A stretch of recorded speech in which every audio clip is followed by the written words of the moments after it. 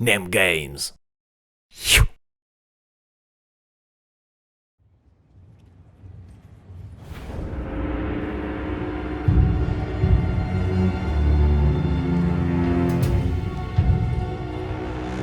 Il s'agit, pour beaucoup, d'une légende.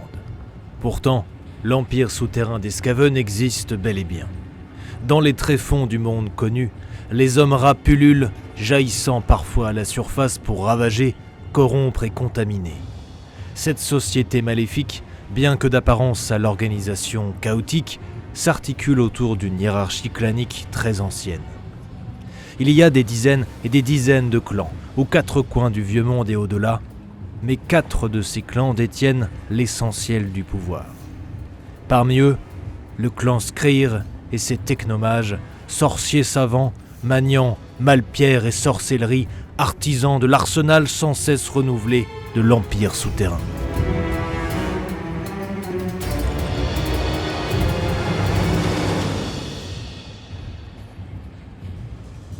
Dans le vieux monde, nul ne rivalise avec l'ingéniosité et l'habileté des nains. Quoique, non, même le clan Skryr en est loin. Mais son savoir, bien que différent, et ses pratiques impies unissant science et magie, produisent armes et effets tout aussi redoutables que les artilleries et constructions d'Aoi les plus avancées. Les membres les plus éminents et structurants de ce clan majeur sont les technomages. Ils sont des inventeurs, les inventeurs de machines aussi infernales que destructrices. Beaucoup sont de véritables sorciers capables de manipuler les vents de magie et de les emprisonner dans des créations mécaniques. Le clan Skryr a, aujourd'hui, une véritable industrie et jour et nuit, des chaînes de production sont animées par des esclaves dont le travail, quasi ininterrompu, a fait la richesse du clan. Aussitôt façonnées, les inventions sont vendues et avec le temps, les technomages ont amassé une fortune pouvant rivaliser avec celle de leurs homologues maîtres corrupteurs du clan Moulder. Le coup de génie des scientifiques du clan Skryr est d'avoir trouvé le parfait équilibre entre magie et malpierre, entre artifice et sorcellerie, mettant au monde, ainsi, un arsenal inégalé. Heureusement pour leurs ennemis, leurs armes sont souvent aussi dangereuses pour les Skaven eux-mêmes que pour leurs cibles.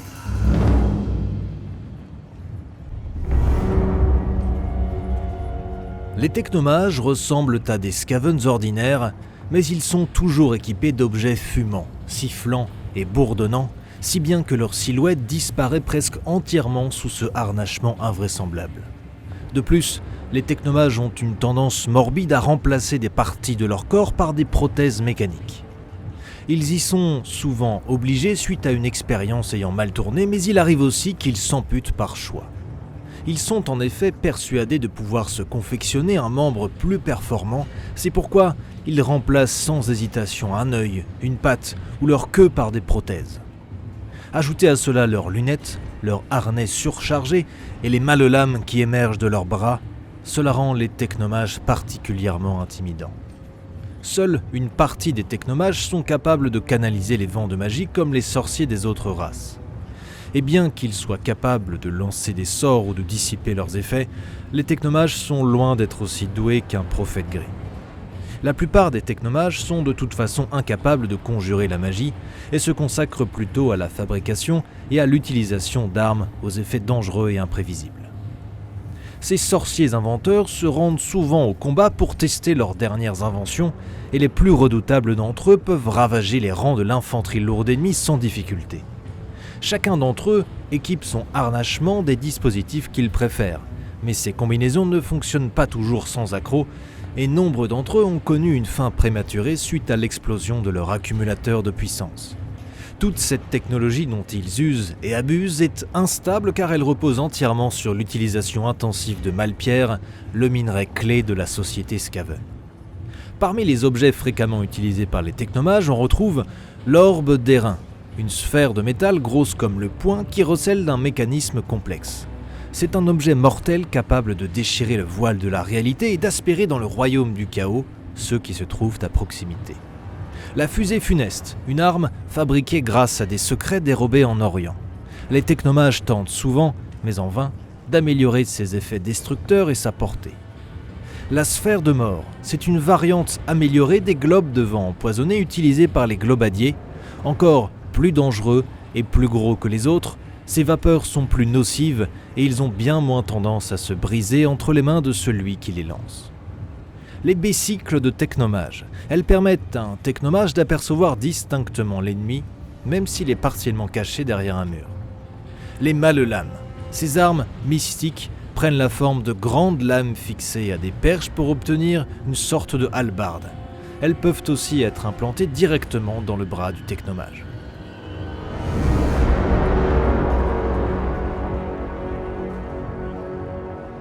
Les technomages du clan sont constamment en train de rechercher de nouvelles technologies. Leurs expériences ont toutefois autant de chances de réussir que d'échouer de façon catastrophique. Mais pour eux, et en particulier pour ceux qui sont à la pointe du progrès, de tels échecs sont tout à fait naturels. Le nombre d'ouvriers, de mécaniciens et d'ingénieurs qui meurent à la suite de ces recherches n'a aucune importance comparée à la valeur d'une expérience réussie. S'ils doivent choisir entre augmenter la puissance meurtrière et protéger leurs propres troupes, les technomages s'orientent automatiquement vers la première solution. Le clan Skryr peut toujours former de nouveaux opérateurs alors qu'une bataille ne se livre qu'une fois.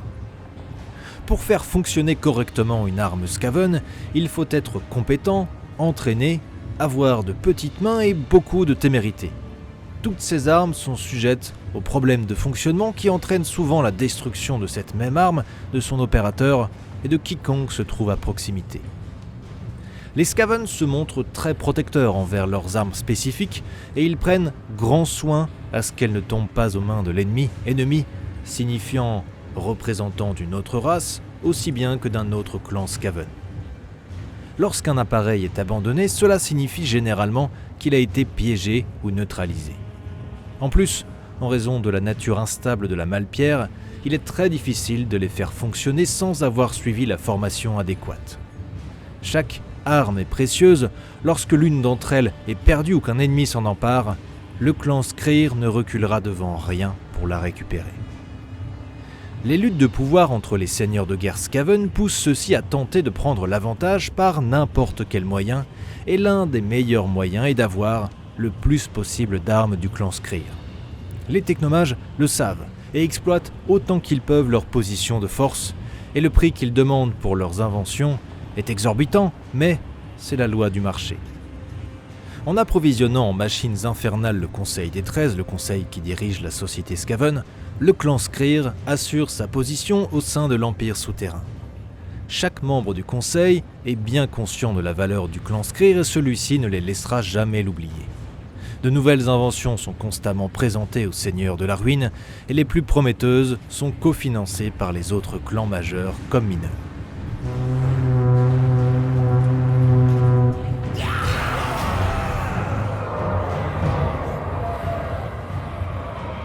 Le clan Skryr n'a pas de cité propre.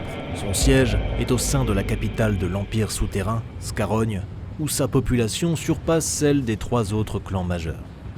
Les ruines de ce qui fut une cité florissante ont été phagocytées et englouties par les fondrières du marais nauséabond et putride qui les entourait, reliques des hommes qui vécurent ici et symboles de la corruption et de l'entropie semée par les rejetons du rat cornu.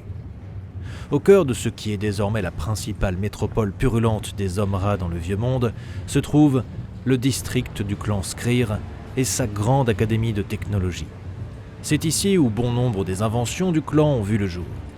Les technomages s'emparèrent autrefois de cette zone et en firent le lieu de leurs expérimentations démentes. Les frontières de ce quartier sont balisées par de nombreuses barricades, fortifications et tours de garde, toutes soutenues par un contingent impressionnant de l'armement du clan Skryr. Derrière ces défenses, dans tout le quartier, résonnent des échos du métal travaillé bruyamment. De petites étincelles jaillissent de globes et d'innombrables tuyaux les relient aux générateurs d'éclairs de malpierre qui alimentent le processus. Il y a des salles immenses, des ateliers géants, où une armée d'artisans et d'artificiers s'affairent autour des forges incandescentes qui fournissent au diabolique clan Skryr ses armes et inventions, sous l'œil attentif de ses ingénieurs. C'est dans les ateliers les plus retranchés que l'on amène la malpierre pour la raffiner, la traiter et l'inclure dans les armes. Il y a aussi pléthore de chambres secrètes où les technomages approfondissent leurs connaissances magiques. Sous ces bâtiments, de grandes pièces abritent les générateurs d'éclairs de pierre. Ces immenses machines emplissent l'air d'électricité et d'une lueur bleue irréelle. Des technomages entourent constamment ces machines, les réparant, les ajustant et les surveillant de près. Tout le quartier est un pandémonium agité par l'activité des artisans, étroitement surveillé par les gardes du clan et précisément coordonné par les technomages. D'innombrables esclaves, suant sang et eau, vont et viennent, poussant des chariots pleins de minerais et de toutes sortes de matériaux sous l'éclat sinistre des éclairs des générateurs. Des haquets aux roues ferrées montées sur des rails sont tirés par des bêtes mécaniques crachant de la fumée. Des pistons, des engrenages et des roues crantées grandes comme des maisons tournent sans cesse afin de fournir l'énergie nécessaire à l'industrie du clan. Tous les autres clans envient la richesse et le pouvoir du clan Skryr, mais rares sont ceux qui osent le défier ouvertement. En raison de la prédominance du clan Skryr, Scarogne ploie sous le volume d'engins mécaniques de toutes sortes. Les transports publics apparaissent comme l'une des caractéristiques les plus impressionnantes de la cité, bien qu'ils soient dangereux et très peu fiables.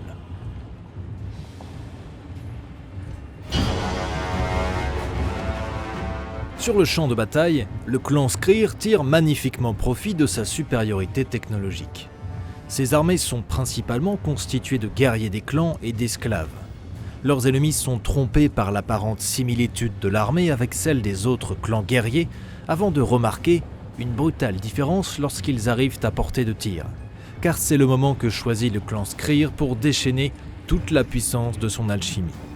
Ces guerriers sont en effet bien mieux équipés que les guerriers ordinaires des clans mineurs grâce à l'impressionnante panoplie d'armes et à leur disposition. Voici les principales d'entre elles.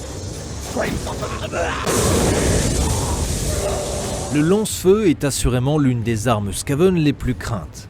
C'est un lance-flamme rudimentaire mais polyvalent dont le canon libère de la mâle flamme concentrée sur un ennemi ou une petite zone de terrain sous la forme d'un torrent de gel brûlant et collant, une mixture de flammes surnaturelles extrêmement volatile et corrosive.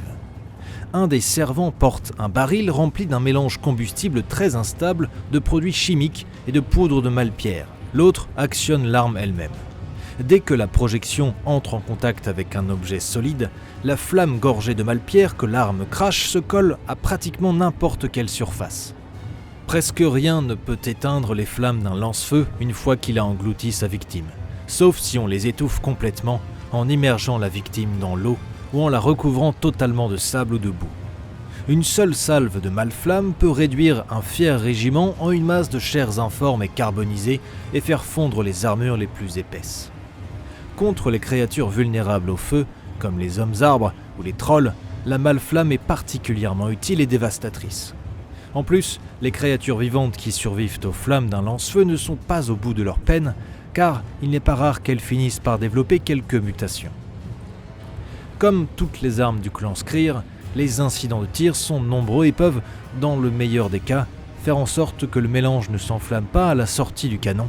L'odeur musquée de la peur planera lourdement au-dessus de l'équipe d'armes pour le reste de la bataille, et dans le pire des cas, le carburant s'écoulera de son contenant et prendra feu. En proie à la panique, les servants courront dans tous les sens avant que l'engin n'explose violemment, et l'équipe d'armes sera réduite à un cratère fumant dans le sol.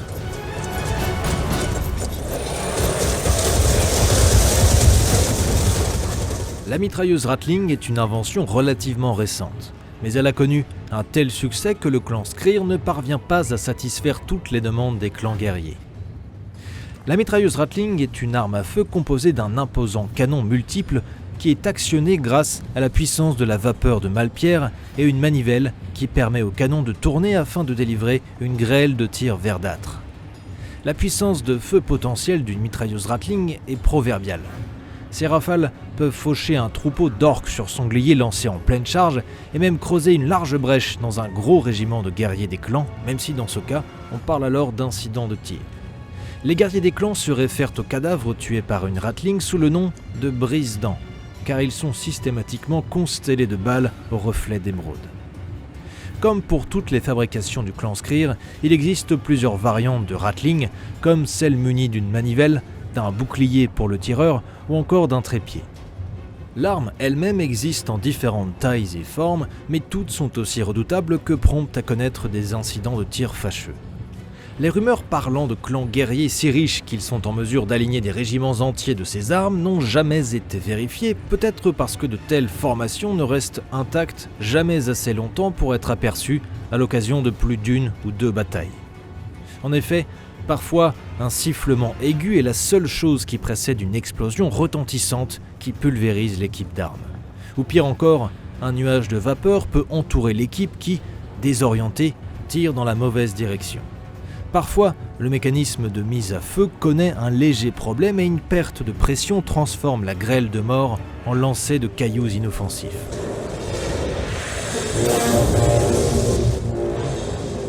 Les globes de vent toxiques sont parmi les armes les plus terribles du clan. Ils furent utilisés pour la première fois lors des combats souterrains meurtriers contre les nains des montagnes du bord du monde, avec un succès retentissant. Depuis, les technomages ont imaginé de nombreuses façons d'utiliser ce gaz mortel.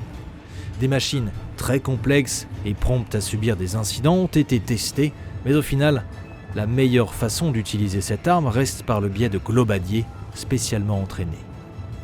Les globes de vent toxiques sont des armes de verre ou de cristal remplies de gaz à base de malpierre. Lorsqu'elle est lancée, la sphère se brise et libère des vapeurs portées par les courants capricieux du champ de bataille jusque dans les poumons de l'ennemi et parfois dans ceux des alliés. Le simple fait d'inhaler ces vapeurs ulcère les poumons qui s'emplissent en quelques secondes de pus provoquant la mort par noyade. Pour éviter cela, les globadiers portent des masques, des lunettes et un appareillage encombrant censé les protéger et leur permettre d'évoluer dans ces vapeurs toxiques. Les armures n'offrent aucune protection contre le gaz, même si certains globadiers portent des protections en cuir sous leur robe pour éviter que leur peau entre en contact avec des vapeurs délétères. Non seulement les masques à gaz les protègent des effets nocifs, mais ils leur confèrent également un aspect menaçant. Sur le champ de bataille, de petits groupes de globadiers s'intercalent entre les régiments de guerriers des clans et de vermines de choc. Ils sont parfois accompagnés par un mortier à globes toxiques pour améliorer la puissance de feu de l'unité. De leur position avantageuse entre leurs camarades, les globadiers attendent le bon moment pour s'avancer et lancer leurs globes de vent toxiques. Ils sont habitués à décimer des unités entières sur le champ de bataille. Une fois que leur présent empoisonné est libéré, ils dégainent leurs épées et pataugent dans la masse agonisante pour trancher la gorge de ceux qui font mine de s'accrocher à la vie. Les globadiers sont les cibles prioritaires des ennemis qui connaissent les effets horribles de leurs armes, surtout que ceux-ci n'hésitent jamais à s'en servir au beau milieu de la mêlée, sans se soucier de la présence d'autres Skaven. Il n'est d'ailleurs pas rare que des globadiers ayant survécu à une bataille soient taillés en pièces par leurs camarades. Les Jezai sont des sortes de longs fusils nécessitant un équipage de 2 Skaven pour être mis en œuvre. Cela fait bien longtemps maintenant que les Jezai sont en service au sein du clan Skryr. On en fit les premières mentions rapidement après les premiers accrochages avec les nains. Quelques technomages imaginatifs étudièrent des exemplaires d'arquebuses naines capturés et perfectionnèrent le concept d'une manière tout à fait Skaven. Les premiers modèles furent bricolés à partir d'armes récupérées, mais les longs canons si caractéristiques ne tardèrent pas à faire leur apparition. Bien entendu, la malpierre fut utilisée, en particulier pour fabriquer les projectiles, mais aussi le mécanisme de mise à feu et la poudre elle-même. L'aspect a évolué au fil du temps, mais l'arme n'a jamais perdu de son efficacité. Ce sont les armes les plus fiables développées par le clan Skryr, selon les critères Skaven bien sûr. Ils sont donc presque sans danger. Grâce à son long canon, le Jezai peut toucher sa cible à une portée bien plus longue qu'un arc ordinaire ou qu'une arquebuse.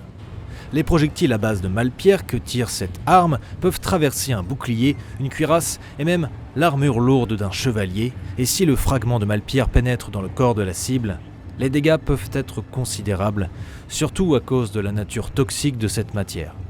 Le projectile laisse dans son sillage un léger panache d'étincelles verdâtres. Il est donc facile de repérer les tireurs qui ne manquent pas de subir bien vite les représailles ennemies. Pour cette raison, ce qui n'était à l'origine qu'un support destiné à soutenir le long canon du Jesai, s'est vu transformé en un authentique pavois capable de stopper balles, flèches et carreaux d'arbalète.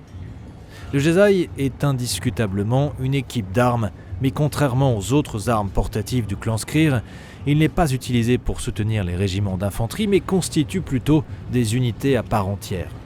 De telles unités sont un atout important pour tout seigneur de guerre Skaven qui tentera toujours de les déployer sur une position élevée, une colline ou un bâtiment, afin qu'elles disposent des meilleures lignes de vue possibles. Le canon à malfoudre est une arme alimentée par un énorme bloc de malpierre. Elle délivre des tirs d'une puissance inouïe par le biais d'un canon gravé de runes. L'équipe de servants du canon à malfoudre est constituée de 2 esclaves chargés de le déplacer et d'un adepte du clan Skryr qui leur aboie ses ordres et fait donc tirer la machine. L'énergie magique de la malpierre qui alimente le canon sert également à décupler les forces des esclaves, car sans elle, ils ne pourraient pas déplacer seuls une pièce d'artillerie aussi imposante. Malheureusement, une telle exposition à la malpierre pure réduit leur espérance de vie à moins d'1 jour, ce qui est amplement suffisant. Lorsqu'il tire, le canon à malfoudre libère un rayon létal de malpierre qui est propulsé en ligne droite, une boule d'énergie qui dévaste tout sur son chemin avant de finir par exploser dans un éclat aveuglant de lumière verte. Le tir traverse tout ce qui se trouve sur sa route, puis finit sa course en semant la dévastation sur une large zone. Ni les haies, ni les bois, ni les habitations ne stoppent le rayon. Seuls les murs de pierre élevés comme ceux d'un château, les collines et les rochers le peuvent. La boule d'énergie est bien trop rapide pour être suivie des yeux, mais sa trajectoire est évidente car elle ne laisse derrière elle qu'une végétation carbonisée et tout ce qu'elle traverse est marqué par un trou correspondant exactement à sa forme. Au premier regard, ce trou est parfaitement découpé, mais si l'on y regarde de plus près, on peut s'apercevoir que les énergies de la malpierre dévorent la matière et sa périphérie, exactement comme le feu ronge et noircit peu à peu une feuille de papier. Lorsqu'il faut creuser des tunnels plus rapidement que ne le pourraient des esclaves, les Skaven utilisent une machinerie spécialement conçue par le clan Skryr, la foreuse à malpierre. Certains exemplaires sont plus gros que les navires de guerre de l'Empire. Ces immenses engins combinent de larges têtes rotatives et l'action de la malpierre pour vaporiser les débris d'excavation. Ces machines sont rares, mais il en existe des versions portatives utilisables sur un champ de bataille. La foreuse à malpierre permet de creuser de petits tunnels. Son extrémité, pulsant de lueur verdâtre, pulvérise la roche et libère un étroit passage par lequel peut se glisser une petite unité afin d'émerger sur les arrières de l'ennemi. Mais le trajet reste risqué car ce genre de tunnel est prompt à s'effondrer, sans oublier les accidents de mise en œuvre de la machine. Lorsqu'elle sort à l'air libre, au bon endroit si tout se passe bien, son équipage reste auprès de l'unité à laquelle il a été rattaché, participant même au combat rapproché, car même s'il n'est pas conçu pour cela, cet engin reste capable d'infliger de sérieux dommages par les décharges de malpierre qu'elle peut libérer à courte portée. Sans la présence rassurante de son unité mère, il prendrait ses pattes à son cou. La ratasphère est une énorme boule d'acier motorisée et hérissée de lames tourbillonnantes, employée pour la première fois lors des combats souterrains acharnés qui opposèrent les Skaven aux nains des montagnes du bord du monde. Désirant briser les murs de boucliers des créatures à barbe et incapable de faire approcher des lance-feux ou des globadiers, un technomage anonyme du clan Skryr mit au point en toute hâte un engin d'attaque blindé. Assemblé à partir de tout ce qui tomba sous sa main, des restes de lames brisées et de la machinerie à vapeur d'un gyrocoptère qui s'était récemment écrasé, le premier exemplaire de ce redoutable engin de destruction était né. Le prototype ne survécut pas à sa première bataille, mais l'idée fit son chemin et on vit bientôt différentes réinterprétations du même concept de boule de lames tourbillonnantes se jeter sur les poches de résistance naines. Les premiers étaient propulsés à bras de Skaven et la motivation de l'équipe propulseuse intervenait grandement dans l'efficacité de l'engin. L'équipage, protégé par un mur de boucliers accrochés les uns aux autres et des plaques de métal bricolées, pouvait à peine éviter les tirs ennemis et faire en sorte d'atteindre eux-mêmes leurs cibles. À ce concept rudimentaire de base, les technomages ajoutèrent une technologie que seuls leurs esprits torturés pouvaient envisager d'utiliser. Il ne pouvait s'agir bien entendu que d'un propulseur à malpierre placé à l'arrière de la sphère principale. La ratasphère pouvait, dès lors, aller percuter l'ennemi de plein fouet, faisant voler membres, têtes et entrailles de quiconque serait assez fou pour penser pouvoir rester sur son chemin. La meilleure défense étant l'attaque, la masse des lames tourbillonnantes fait désormais office de bouclier, un bouclier très efficace d'ailleurs. Le sillage de corps éventrés et démembrés inspire depuis les unités de guerriers des clans et de vermines de choc qui marchent à sa suite. Cette machine n'a jamais obtenu autant de succès que dans l'environnement confiné des tunnels et des cavernes, mais lors de combats en surface, elle a su démontrer son efficacité au cours de plusieurs batailles, comme ont pu notamment le constater d'innombrables soldats impériaux dans les rues de Nuln durant la brève mais très sanglante tentative d'invasion de cette cité humaine. Le petit et instable propulseur à Malpierre peut toutefois être victime d'une surcharge momentanée. Si tout va bien, les lames et les fours ralentissent soudainement leur danse de mort et la vitesse de rotation des turbines chute d'un coup, ou bien il peut imploser en une gerbe de radiation multicolore. Les armes sont le domaine de prédilection du clan Skryr, mais on sous-estime souvent ses autres prouesses mécaniques. Le clan a réussi à créer bien des appareils étonnants, comme le Queen Loin, un appareil qui permet une communication instantanée entre Skaven sur de longues distances. Également, tout type d'engins de terrassement et de construction. Mais l'œuvre, non destinée à la guerre, la plus connue du clan, est sans doute le Malrail. Il s'agit d'une voie ferrée empruntée par des trains propulsés par d'imposants moteurs à Malpierre. Bien qu'il soit toujours en phase expérimentale, le Malrail s'est imposé comme le mode de transport le plus rapide de l'Empire souterrain, du moins quand il fonctionne. En raison de leur conception, les moteurs des Malrail sont enclins à la surchauffe et connaissent de nombreux problèmes de régulation de pression. Si l'entretien laisse à désirer, ces moteurs à Malpierre peuvent exploser, ce qui s'accompagne de pertes Skaven importantes et d'effondrements systématiques. Si les Skaven pouvaient résoudre ces inconvénients, le Malrail deviendrait assurément le mode de transport le plus courant pour se rendre d'une communauté d'Omra à l'autre. Mais à l'heure actuelle, il n'existe qu'une poignée de locomotives à Malrail, sachant qu'elles ne sont jamais toutes en état de marche en même temps. En outre, le Malrail ne peut être posé que sur les tunnels les plus stables, si bien qu'il ne relie pour l'instant que les cités Skaven les plus importantes, telles que Scarogne, Malfos et la cité des Piliers. Tandis que le clan Skryr perfectionne la technologie des moteurs à Malpierre, on peut être sûr que d'autres tunnels seront équipés pour accueillir le Malrail, ce qui permettra à la race de déplacer ses troupes et ses marchandises d'un point à l'autre avec une facilité et une rapidité inédites.